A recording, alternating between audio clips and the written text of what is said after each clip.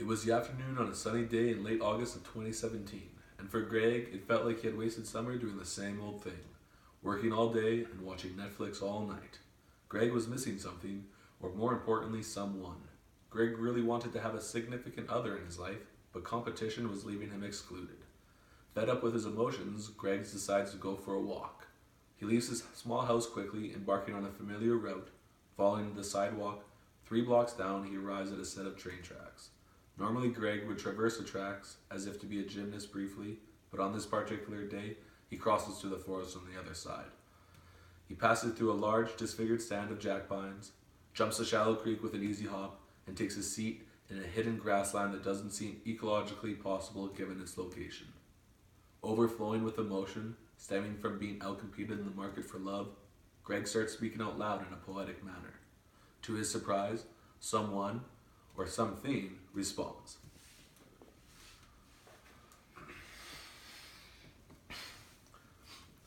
Man, we all start life from an ovary. Your parents made a little love, let's call it biology.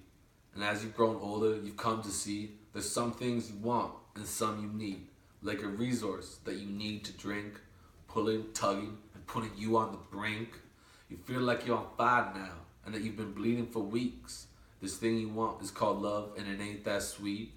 I've always been told there's lots of fish in the sea, but all I see are all these anglers next to me. Some have bigger rods with lots of line. Others have the best gear, call it dressed in the nine. You're feeling pressed now and out of time. You go to cast, but the line snaps, and the lure, it's gone, it's flying to space. You're helpless. You're feeling helpless trying to avoid the sea, but you can't tolerate the feeling of biology. What was that thing again about the birds and the bees? Hey, old Greg, don't be sad. Listen closely because there's a secret to be had. More than just the birds and the bees. I'm talking about soil, sun, water, and seeds. It's time to get it like a plant does and outcompete. Follow along with me and we might have a solution for thee. It's simple. First, you start from a seed. You're in the soil now and there's water at your feet. But who's that you hear calling your name? It's hot and you want it more than fame. Your most important resource, it's the sun. You're in love, you finally found the one. But other individuals just keep telling you it's just biology. Till one morning you wake up and it's gone. You're cold now, asking yourself why she left. You call it her name, but nothing is heard or seen. You're panicking. The sun was your everything. But there's something in the air you didn't quite see. Put on your phytochrome photoreceptors and take another look with me. And you'll notice the red to far red ratio of light has decreased. Well, that seems cool and all, but what does it mean? As you have anglers pressuring you, I have neighboring plants pressuring me. And as their numbers increase, the available amount of red light will decrease, which means you have a problem. Some vegetative shade, a chlorophyll or two. And as you sit without the sun, they steal your love. You're angry now, you can't tolerate this smug. All resources sent above ground to grow up. I'm talking stem elongation, not root proliferation. To get back the sun, the one you've been missing. You've been growing for hours now, but it feels like weeks. And then all of a sudden you feel the sun. The red to far red ratio has increased.